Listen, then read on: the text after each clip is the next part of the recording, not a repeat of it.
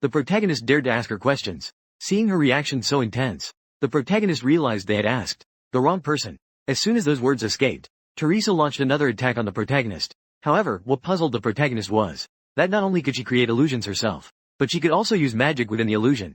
Previously, during the loyalty trial, she had used magic to cheat her way through. Perhaps if they could find out how she cheated, they could leave the illusion. And the glasses she wore successfully caught the protagonist's attention. Seeing the protagonist indifferent, Teresa thought that the protagonist accepted his fate of being buried here. What she didn't know was that the protagonist was actually planning how to take off her glasses. Currently, the protagonist couldn't use magic. Approaching carelessly would inevitably result in an attack, so he could only let Teresa approach him willingly. Then he would take her down. For this, the protagonist struggled to stand up and said, "You are protecting that person so much. Could it be that you have some unspeakable secret with her?" Before he could finish his words, a magic attack suddenly exploded beside the protagonist's face. At this moment, Teresa resembled a little girl whose secret had been uncovered, shyly indicating that if you say another word, I will tear your mouth apart.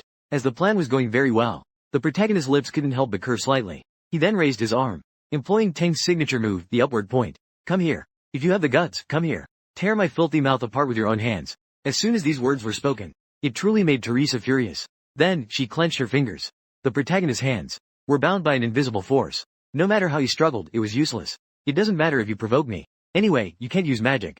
I'm about to tear your mouth apart." After saying that, she raised her hands and slowly walked towards the protagonist. When Teresa reached in front of him, seeing that the timing was perfect, the protagonist swung his head hard, delivering a headbutt, knocking Teresa's glasses flying off. Meanwhile, Teresa in the heroic spirit hall suddenly leaned back, and her glasses shattered as well, and the petals of the trial hovered above her head. This led Alice, who discovered the matter, also felt very confused. As for this illusion, without the aid of glasses, Teresa faced her trial. Upon seeing the person suddenly appear before her, Teresa immediately knelt down to greet. And this person was Alice's brother, Adonis. He was also the mastermind behind this matter. Before her, Teresa didn't even have the courage to look up. She could only kneel humbly on the ground. Yet even so, Adonis still announced coldly, "You have no chances left." As soon as these words were spoken, Teresa was immediately startled into raising her head. She begged Adonis for another chance. Unfortunately, Adonis did not agree. Instead, he said coldly, "It's time to fulfill the contract between us." When the protagonist heard the term contract, he immediately realized their relationship was not simple. Meanwhile, inside the Hall of Heroes, Alice's trio was anxiously waiting for the protagonist to wake up. Newt, nearby, even wanted to use the Beast's Kiss to try to wake the protagonist up. However, he was interrupted by Hero Fiona, because forcibly waking the protagonist would result in her being brain dead for life. Upon hearing this, the Alice Alliance took Newt away, afraid she might do something to harm the protagonist. Meanwhile, on the other side, the classroom in the illusion was covered by Adonis's magic. If Teresa couldn't overcome her fear, then the protagonist would also be unable to advance. So the protagonist had to find a way to get out first, and the glasses on the ground were the key to escaping. Although cheating isn't a good thing, for the sake of advancement, the protagonist could only quietly put on the glasses. However, there was no reaction at all. The protagonist was still in Teresa's illusion. At that moment, a magic circle suddenly appeared behind Adonis. This formation is the Reed Pact. The protagonist originally thought Teresa's fear stemmed from this pact magic, so he planned to help her pass the trial. That way, he could also level up smoothly. Faced with such a low-level pact, the protagonist, as a demon lord, found it was not difficult to resolve. He saw her small hand wave, and a surge of magic flowed toward the pact formation. In an instant, the protagonist dissolved the formation. He thought the scene had returned to normal, and that he could pass smoothly as well. Unexpectedly, Teresa remained kneeling on the ground, and she even asked Adonis to punish her. This left the protagonist completely confused. After finally helping her with the pact, she said she loved Adonis deeply, and was willing to follow him forever. Upon hearing this, the protagonist realized that the conditions for signing the Reed Pact were based on the willing consent of one party. So the key to dissolving the pact was not in the magic, but in Teresa's feelings at that moment. Because of the inferiority complex arising from her one-sided affection, which had formed an inferiority complex. During the time the protagonist was pondering, snowflakes appeared again in the classroom. To pass the trial, the protagonist could only step forward to try to persuade Teresa. Who would have thought she would retort, "You don't understand love at all. Do you even know what love is?" With her asking like that, the protagonist realized that he seemed to not understand love very well. Since Teresa couldn't move, the protagonist had no choice but to target Adonis. As he rushed forward, she was pushed back by an invisible force. The force was so great that it pushed the protagonist back several meters before stopping. By the time the protagonist regained his composure, a large screen suddenly appeared in front of him. It displayed a message to the protagonist, warning him not to confront an object of fear that wasn't himself. In order to be with the one he loves, this woman willingly signed an unequal servant contract. When it comes to the self-discipline of a devoted admirer, it all depends on Teresa. Even if the protagonist breaks the servant contract, she would still willingly play the devoted admirer. Even because of this matter, Teresa even knelt down, asking Adonis for punishment. She felt that signing the contract with Adonis was the happiest thing in her life. Perhaps this is the highest realm of a devoted admirer. No one has ever been as devoted as she is. As the contract was about to activate again, the time remaining for the protagonist was running out. It seems that only the one who tied the bell can remove it. He can only return the glasses to her. Only then can Teresa fully awaken from the fearful illusion. Otherwise, the protagonist and she would be unable to compete. Then the protagonist put the glasses on her face. In the blink of an eye, the contract magic in the classroom was instantly dispelled, and Adonis and the illusion also vanished along with the dissolution of the contract. The protagonist thought the farce was finally over. He believed he could finally pass the trial. Unexpectedly, Teresa, who had emerged from her fear, swiftly launched a magic attack at the protagonist. The unprepared protagonist was ruthlessly blasted away. Teresa, why are you still so obsessed? What significance does your unilateral sacrifice hold? So what? As long as it satisfies Lord Adonis, my existence has meaning. After she finished speaking, a powerful magic suddenly erupted before the protagonist. After a moment, Teresa thought it was finally over, when she could finally return to report. To her surprise, she discovered that the protagonist activated the magic array. He managed to withstand the previous attack. The fact that he could use magic in the illusion shocked her. This left Teresa astounded. Just when she was confused and puzzled, the protagonist answered her question. I simply copied your eyes, he said. Upon hearing this, Teresa asked in surprise, who exactly are you? A demon like you couldn't possibly have such advanced abilities. Facing her question, the protagonist arrogantly replied, copying magic is as easy for me as breathing. After saying that, he activated the Eye of Truth. He intended to see through her magic flow and use it to exit the illusion, but to his surprise, he saw her meticulous manner. Upon witnessing this scene, the protagonist's face instantly turned red. He even started bleeding from his nose. He muttered, why can't I see your magic flow? You can't see it. At this moment, the protagonist realized that the reason he couldn't leave while wearing the glasses was that the magic control entity was not in the illusion. After explaining all of this, Teresa prepared to leave the illusion, while the protagonist would remain trapped here forever. Meanwhile, in the spirit palace, petals above Teresa's head were slowly dissipating. Her consciousness was gradually breaking free from the illusion. Her eyes slowly opened. Meanwhile, the protagonist showed no reaction at all. Now less than a minute remained until the trial ended. There was less than a minute left. Teresa, who had just opened her eyes, suddenly closed her eyes again for some reason. Rostana next to her teased Newt. It can't be because she saw you that she entered the illusion again. In reality, the protagonist had pulled Teresa, who was about to leave the illusion, forcibly dragging her back into the illusion. This caused Teresa to crash face first onto the ground. You must take me with you. Otherwise, you won't leave here either. If she hadn't timely grabbed Teresa, who was about to leave, once she left this place, the protagonist would be trapped in the illusion forever, since the real eye was not closed. From the protagonist's perspective, Teresa appeared meticulously before her.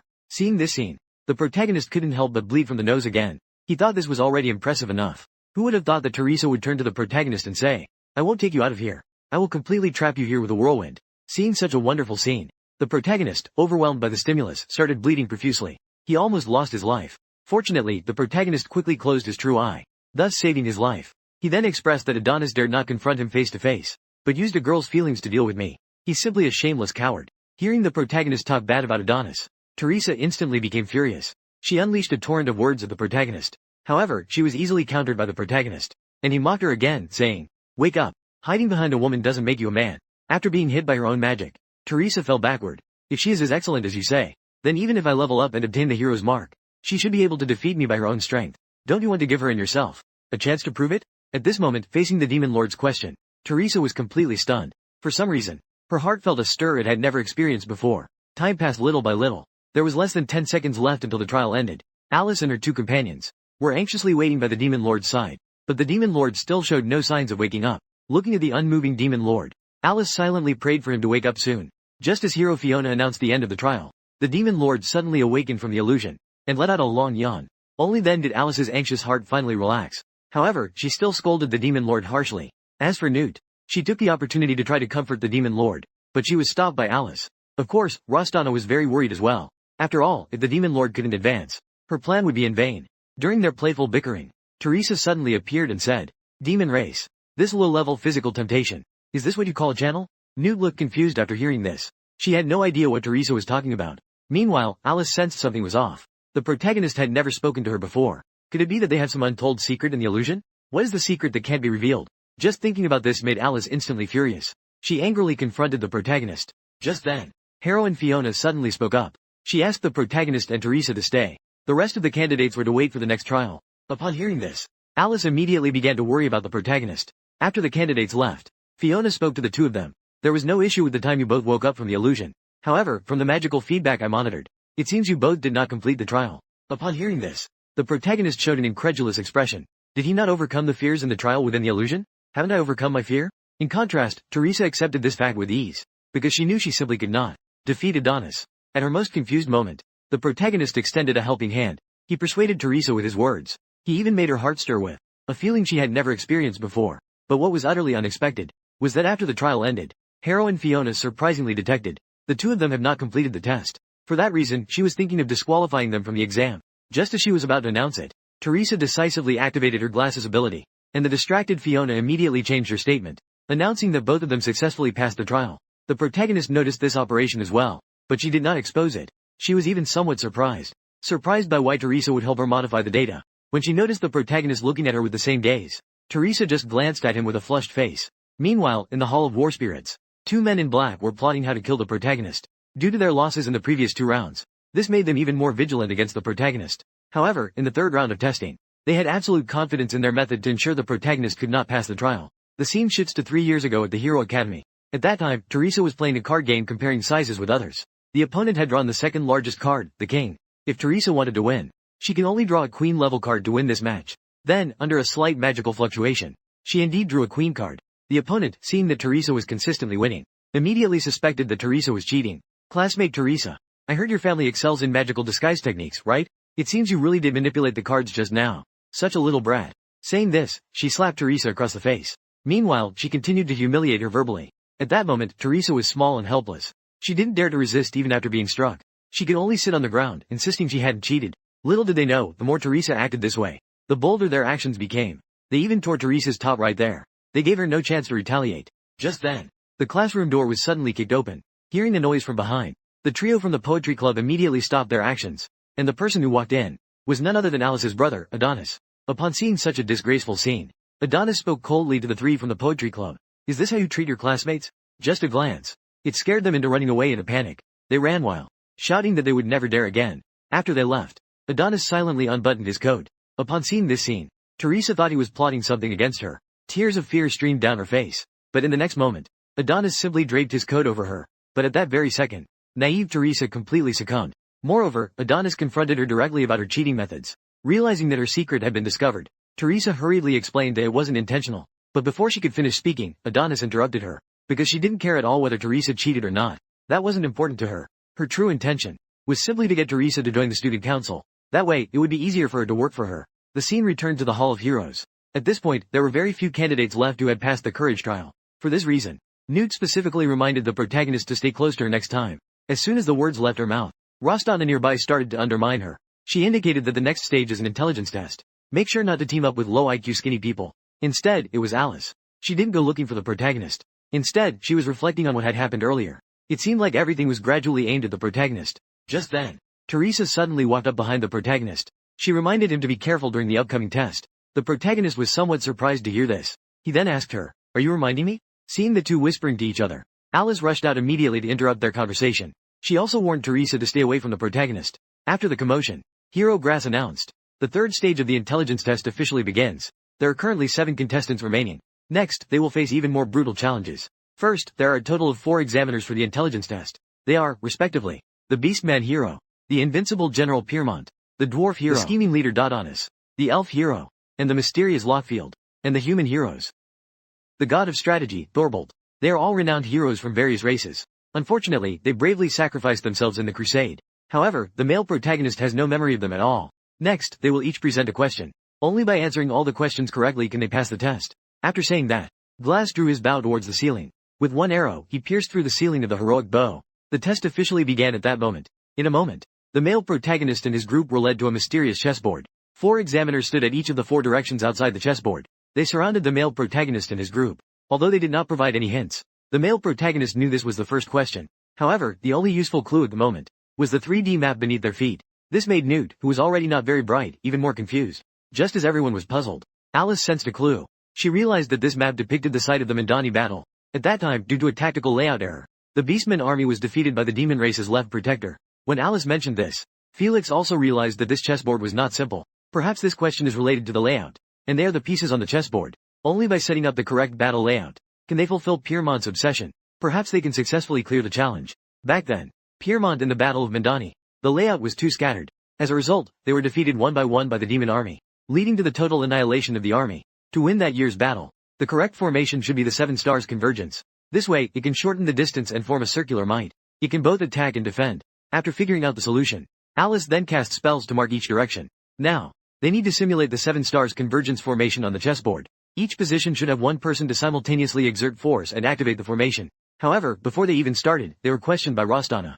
After all, there are so many types of formations. How does Alice know it's the 7 stars convergence? My grandmother once told me, the demon's defenses are too strong. Only by using the power of 7 stars convergence can they break through from one point to achieve victory. Hearing that it was the suggestion of the former hero, Arya, Felix Lima thinks this idea is good. Everyone, think carefully. What if she bets wrong? We will all be eliminated. Although the chances are slim. Newt believes in Alice's plan. He proactively walks to position 1. With Newt's lead, the others also take their respective positions one after another.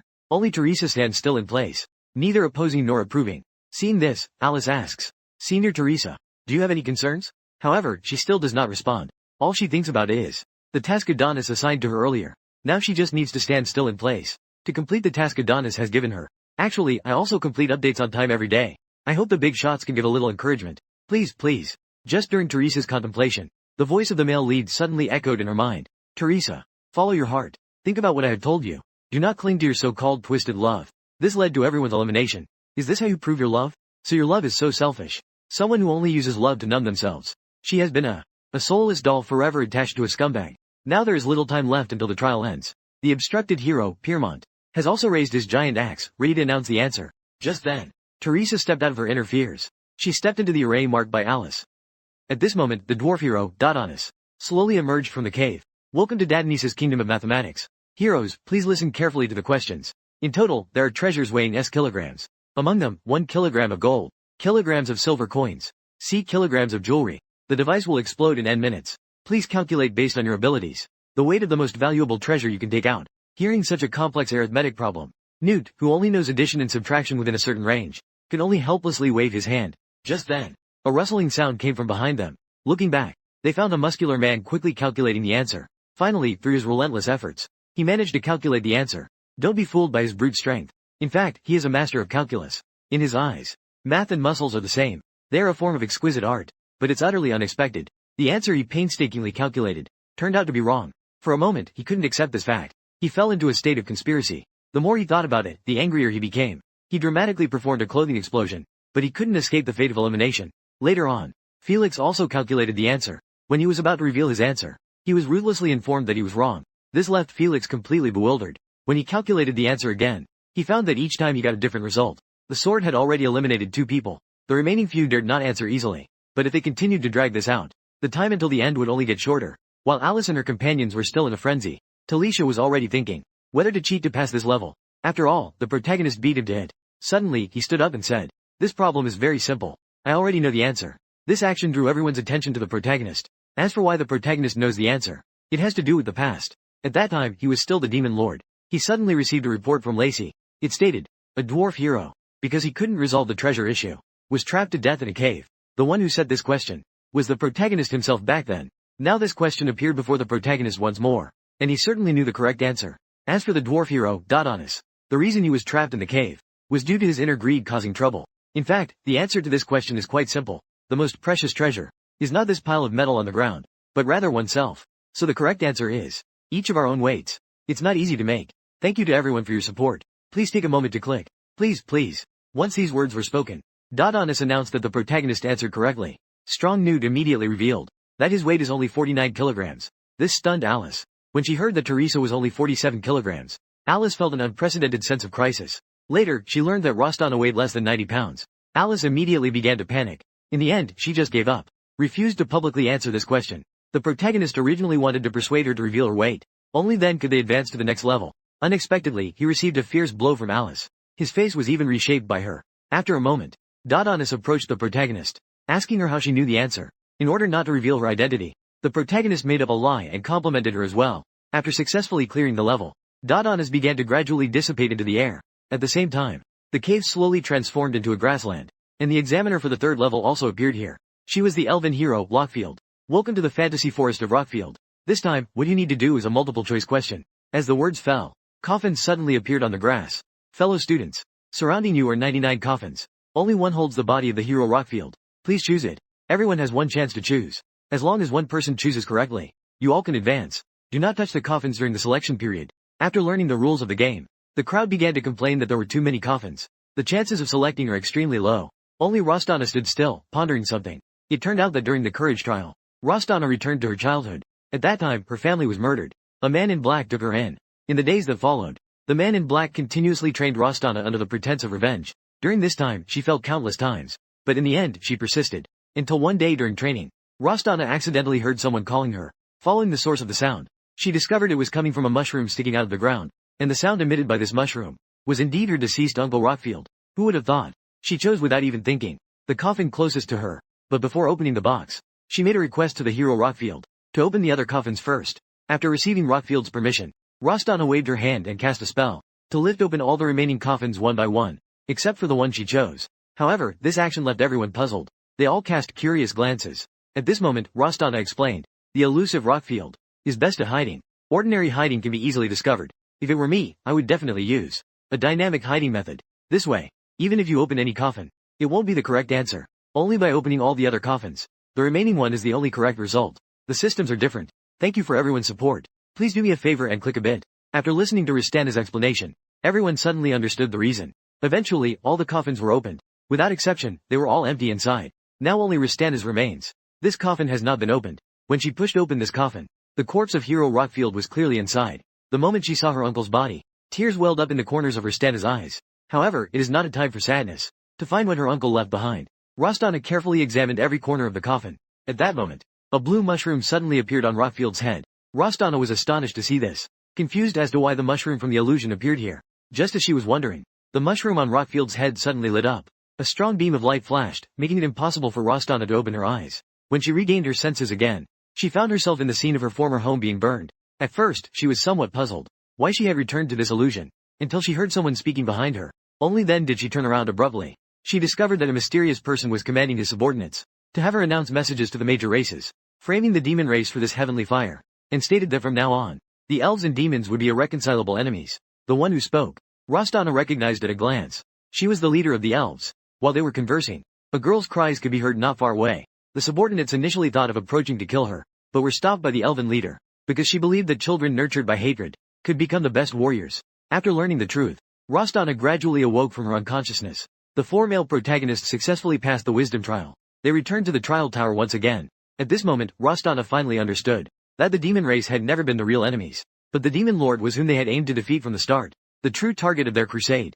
to revive the former glory of the demon race. The Demon Lord Belmont actually went to participate in the festival trial at the Hero Academy. The third challenge is the wisdom trial. They must find among 99 coffins the coffin that holds the body of Hero Rockfield. Each of them only has one chance to choose. If no one answers correctly, they will all be eliminated. Faced with such a rigorous trial, the silly and clueless male lead blurted out that he chose the third coffin. The reason was simple, because in his memory, the answer with the highest accuracy in multiple choice questions, and the result was obvious. He successfully wasted a chance to answer. At this moment, Alice wished she could tear the male lead apart. You big idiot. You might as well use magic to open all the coffins and take a look. As soon as those words were spoken, Hero Rockfield unexpectedly intended to violate the rules of the exam, and disqualified Alice from answering. For this reason, Rockfield emphasized again that before making a choice, the coffin panels cannot be opened. After Rockfield said this, Newt seemed to think of a good idea, but when he was about to verify his idea, Alice suddenly stopped him, and urged him not to be so impulsive. It was only said that the coffin lid couldn't be lifted, but it wasn't said that the coffin couldn't be moved. As soon as the words fell, Newt summoned all his strength and slammed down onto the ground. A powerful force instantly lifted all the coffins at once. This way, the coffin containing the body would definitely be the lowest in height. Seeing this, Alice repeatedly praised Newt's wisdom. In contrast, the protagonist believed his wisdom was often absent. At this point, Newt could hardly wait to open the coffin he had chosen. When he confidently lifted the coffin lid before him, he found that there was no body of the hero Rockfield inside. Just like that, they lost another chance to make a choice. Now only Teresa and Rostana among the five had the qualification to answer questions. They were about to be eliminated. Teresa had no choice but to use the interference illusion again. With a wave of her small hand, a surge of magic instantly flowed out. Nearby, a coffin lid was lifted by this surge of magic. At this moment, Alice and Newt curiously approached to check the situation. They discovered that inside this coffin, there really was the body of the hero Rockfield. While the two of them were in high spirits. After all, his uncle Rockfield was the best at hiding. How could he be discovered so easily? If this corpse is real, then his uncle must have left something for him. But just as Rostana wanted to step forward to check, the corpse in the coffin started to gradually dissipate. At that moment, the hero Rockfield declared solemnly, Teresa cheated and forged the corpse. Disqualified from the event, leave immediately. and not allowed to participate in the Hero Festival trials for 3 years. Seeing that the matter was exposed, Teresa could only leave the examination room helplessly. When she walked by the protagonist, he suddenly stopped and said meaningfully, "Here's a piece of advice for you, Demon. Be careful with the upcoming challenges. This is just the beginning." The man, with his extraordinary talent, became, at 18, the unbeatable Demon Lord. However, because of this identity, he became the target of heroes from all tribes. But none of them, without exception, were mercilessly defeated one by one by the protagonist. Over time, the protagonist was praised by the world as the most brutal, the most shameless Demon Lord. To break the world's misunderstanding, as a Demon Lord, he actually went to participate in the Hero Academy's festival trial. Finally, with the relentless efforts of the male protagonist and his 3 companions, they successfully passed the 3rd level of the Wisdom Trial. Now the topic for the 4th level was written by the human hero, Converte. But the moment he saw the male protagonist, he showed a surprised expression. The male protagonist calmly retorted, "What's wrong? Did the demon race eat your family's rice?" As soon as these words were spoken, Alice's alliance nearby stopped the male protagonist's rude behavior. "It's not easy to produce. Thanks for everyone's support. Please move your little hands and click a bit. I beg you." After the farce, Hero Converte announced the topic of this level. It was his lifelong proud work, the endless maze. Upon learning the topic, Alice was stunned, because this endless maze, even the Hero Converte couldn't escape himself, and ultimately died trapped inside. Just as Alice was surprised, suddenly, 4 different attribute entrances appeared in the Trials Tower. 4 different attribute entrances. And these 4 entrances correspond to the 4 main characters. If they do not exit the maze within 2 hours, they will be eliminated. They will be disqualified. Upon learning that the challenge was a maze, Newt, being a pathfinder, was instantly dumbfounded. In the past, on the grasslands, he always followed the sun. He didn't need to discern directions at all. While they were chatting, Rostana was the first to enter her designated entrance. Before leaving, Rostana specifically reminded the protagonist that she would wait for him at the exit. Although the protagonist didn't know what she meant, he still politely replied. This action instantly made Alice let out a sigh of relief. Meanwhile, the protagonist, who was inexplicably scolded, had a confused expression. He was utterly baffled. Just as Alice was about to enter the maze, the protagonist suddenly reminded her that this entrance was her door. At the same time, Rostana, who had entered the maze, was currently in a grassy field full of flowers. As she tried to find a way out, a blue mushroom suddenly appeared before her. The previous blue mushroom. Perhaps the appearance of this mushroom can lead Rostana out of the maze to try love. As for the other 3, at this moment, Alice is trapped in a maze full of blocks. Since all around are blocks, Alice plans to use fire magic to turn them into ashes. As the powerful fire magic erupts, the flames quickly spread outwards. As long as she waits for the flames to dissipate, then the exit. Meanwhile, on the male protagonist's side, he is currently in a pitch-black castle, and he discovers that on the stone tablet beside him are written a few lines of text. As he approaches and looks closely at it, it actually says, "The burial ground of the demon race. Do the ones trying love want the male protagonist to die here?" Just as the male protagonist is puzzled, a voice suddenly echoes in the castle. The voice of the hero, Gabald. That's right. This is the fate that the demon race deserves. As the words fade, a nearby void suddenly bursts into flames. Inside, a scene emerges of the male protagonist being executed by fire. Following that, in the second void, the sound of thunder erupts. Lightning scatters outwards. The male protagonist inside is tied up, suspended in midair, subjected to extremely cruel electric torture. Then in the third void, the male lead was bitten to death by the tree-headed wolf, trapped in a terrifying beast form. From this perspective, the fourth method of death would surely be more brutal. But the male lead never expected that. The fourth method of death would actually be dying from indulgence. Although the name sounds a bit frightening, the protagonist always feels something is off. 4 extremely cruel ways to die are presented before his eyes. If he wants to pass the trial, he has to make a choice among them to find the correct exit.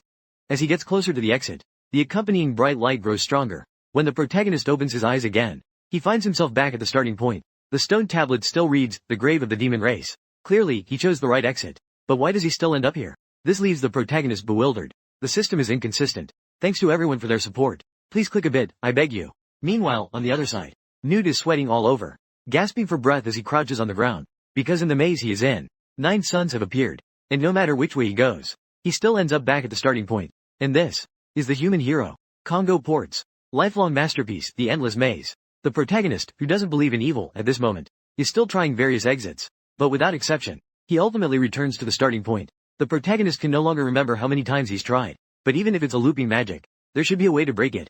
At that moment, Hero Compold suddenly appeared behind the protagonist. Infinite loops have no end. This is the meaning of the endless maze. Do you know why? I can't even escape this maze myself? Because the maze is my true form. A long time ago, Hero Compold, in order to block the invasion of the demon army, willingly fused with the maze, to trap the demon army entirely within the endless maze. Since then, his consciousness has remained within the maze. As long as his consciousness exists, he can control the entire maze to keep running, to keep the protagonist and his group forever trapped in an infinite loop. In that case, the protagonist must plan to destroy his consciousness. However, Hero Compult has left a backup. If the protagonist destroys it, then the protagonist will unconditionally take his place. Upon hearing this, the protagonist did not panic at all. Instead, he felt a bit excited. Now you only have two paths to choose from. The first is to destroy my tent, replacing me and becoming part of the maze. The second is to remain here forever, with all the participants in this maze. At this point, the protagonist felt puzzled. Wasn't the time limit for the trial 2 hours? However, Hero Compult told him, the moment they entered the maze, there would be no more time limits. To help the protagonist make a quick choice, Hero Compult even specially showed the images of the other three. They were struggling in the maze just like the protagonist, making meaningless efforts. How could? As long as you destroy me and become the soul of the maze, you can let them go. Faced with such a difficult choice, which one will the protagonist ultimately choose? Not all demon lords are utterly wicked. He has never harmed an innocent human, yet he is subjected to attacks by various heroes. They seek supreme glory. They try every means to behead the demon lord. They even risk their own lives. They aim to trap the protagonist in trials. Since the protagonist was reborn, he has once again gained the chance to survive. Although the time is short, he has experienced many things he had not before. Whether it's meeting the irritable Alice, or the always fiery Newt, or the aloof and indifferent, yet somewhat special Rostana, as well as those of the Hero Academy. Although the protagonist's magic power hasn't fully restored, because of the presence of these people, he seems to have undergone some changes. The protagonist is no longer the one who merely possessed great magic power, yet had nothing else to show for it. Even if he still struggles, he will not be trapped here forever now. At this moment, Hero Compult looks at the protagonist with disbelief, because the protagonist intends to completely destroy him. He gathers magic power in his right hand. A fist the size of a pot comes crashing straight towards him. Hero Compult suddenly shouted with great force, "Come on, replace me as the master of the labyrinth." At that moment, a flying sword suddenly shot from the distance, piercing Hero Compult directly, killing him on the spot. Compult only realized his story before his death, leaving behind a regretful line. Perhaps this is the best ending. Watching the direction the sword had been launched, the protagonist wondered who was helping him. At this moment, near the entrance of the labyrinth, a figure suddenly appeared. The moment he saw this person, the protagonist showed an expression of surprise. In his past memories, the protagonist clearly remembered that an elf hero had once challenged him, and this person was the former #1 elf archer, Glass. Unfortunately, he was unable to defeat the past protagonist. Realizing he had already been defeated, Glass resolved to face death. The protagonist initially thought to fulfill Glass's wish, to finish him off on the spot, but in the end, he softened and spared him. Did not attack him with such ferocity, simply blasted his clothes and armor, as a warning to others. Not only that, the protagonist boasted that saving him was not enough, and told him to gather more people. In the face of such humiliation from the protagonist, Glass originally wanted to loudly scold the protagonist for being shameless, but before he could say a word, he was kicked out of the castle by the protagonist. Although the protagonist easily let him go, this kindness was something Glass remembered in his heart. He thought this mission to vanquish was over, but unexpectedly, a flying sword suddenly pierced Glass from behind, and he fell heavily to the ground, his life uncertain. The reinforcements outside the castle intended to come forward to check, but were stopped by the captain leading the team. At this moment, the captain glared fiercely at his subordinates. "Stop the nonsense. From now on, I am the primary shooter. You rank second, got it?" And their conversation. Yet the dying Glass heard it all clearly, and he watched helplessly as Glass died right in front of him. Although Glass's body had already died, his consciousness remained in the trial. To repay the favor of the protagonist not killing him, he had already acted once before. In fact, from the moment the protagonist stepped into the trial, he had already recognized the protagonist. Now with that last sword strike, all past kindness was wiped away. As the words fell, Glass's body gradually began to merge with the maze. Before he passed, he gave the protagonist a piece of advice. "Farewell, Belmont. Follow your heart.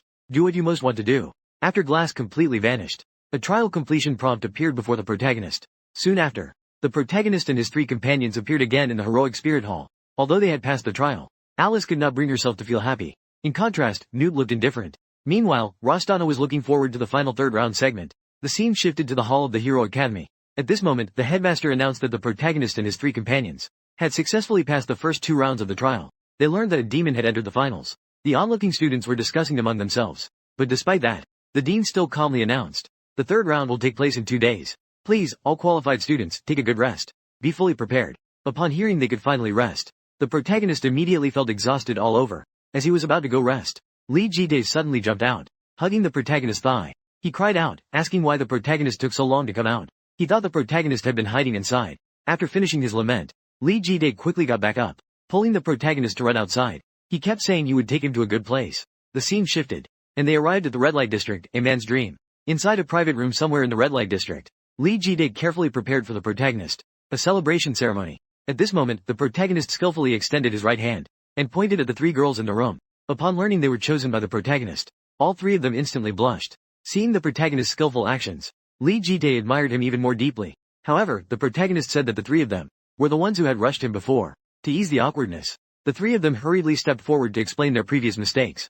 At that moment, a sudden sound of an attack came from nearby. When the protagonist turned to look, he found himself surrounded by 4 or 5 muscular men, and this girl was none other than his former follower coming to attack. The protagonist never dreamed that she would appear here. After all, this place had once driven them both away. The rejected muscular man looked somewhat embarrassed at that moment. Just as he was about to attack and call for help, suddenly, a figure rushed out at incredible speed. These women were hardly any match. At the moment Lacey saw the protagonist, she couldn't help but shout his name. Upon realizing he was the one who had just entered the Hero Festival Finals, the muscular man disdainfully shook off the protagonist's hand. At this time, the protagonist ignored the muscular man and turned to ask Lacey what was going on. Lacey carefully said while holding her waist, "I work part-time as a waitress here. This guest just asked me to drink with him. I did not agree." After hearing this, the little brother beside me arrogantly stated, "Do you know who he is? He is the champion of the last Hero Festival." Even Rikite was stunned by this. "I didn't expect this person to be the last champion." Then he hurriedly ran to the protagonist's side and whispered, "Big brother, this is a tough character. It's best not to provoke him." However, the protagonist ignored him completely. He insisted that Andrea apologize to Lacey. As soon as these words were spoken, the atmosphere instantly dropped to freezing point. "Are you joking? You want me, Andrea, to apologize to a demon? You're 1,000 years too early. A mere little demon actually made it to the 3rd stage? This broken festival can't be a magical glitch, right? You want me to apologize to a demon? Sure. I'll give you a chance. I'll give you a chance. As long as you in the 3rd stage touch my hand again, I can say sorry to you." Facing such an arrogant person, even Rikite felt uncomfortable. However, Andrea did not stop. He arrogantly remarked with disdain, "How about demons? This request is quite simple, right? No matter how arrogant the other party is." The protagonist still spoke lightly, directly removing a hand to calculate the foam. As soon as these words were spoken, the atmosphere among the surrounding lackeys varied. Various curses spilled out. Meanwhile, Andrea stood in place and laughed heartily. "It's been a long time since I've seen such a demon. You make me feel so excited. I will save you for last in the 3rd round." The scene shifts to the next morning. There was a lot of discussion within the Hero Academy, because this year's finals were exceptionally exciting. To celebrate the Academy's 50th anniversary, this time, the festival finals specially invited 3 former champions to compete together. The Andrea I met yesterday is one of them. This left Rikit quite surprised. But the protagonist always felt he had seen this person somewhere. But considering the age, it seemed unlikely. Just then, Teresa suddenly appeared behind the protagonist. "I advise you to give up the competition. You are not their opponent." Upon hearing this, Rikit instantly burst with rage. "What do you mean by that?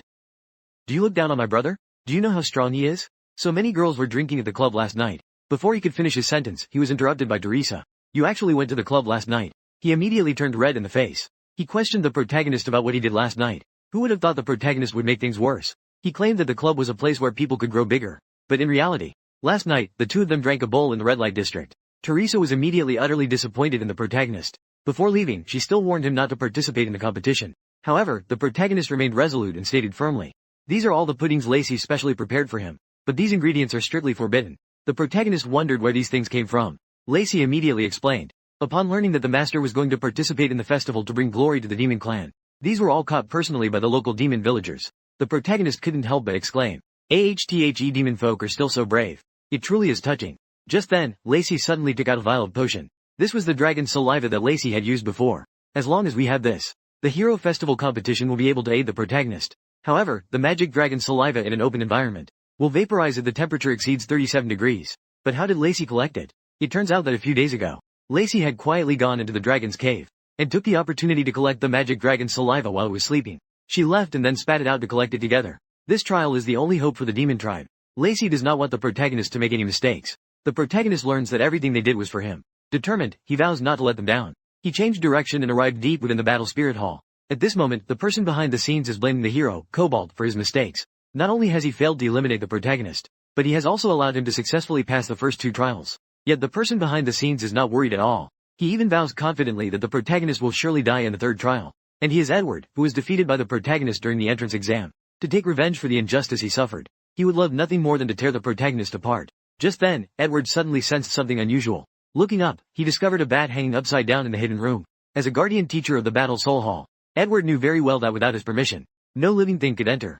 Realizing something was off, he immediately cast a spell to attack the bat. With one strike, he knocked it down. He didn't even give the bat a chance to react. At the moment the bat hit the ground, it instantly transformed into a card and disappeared into the barrage.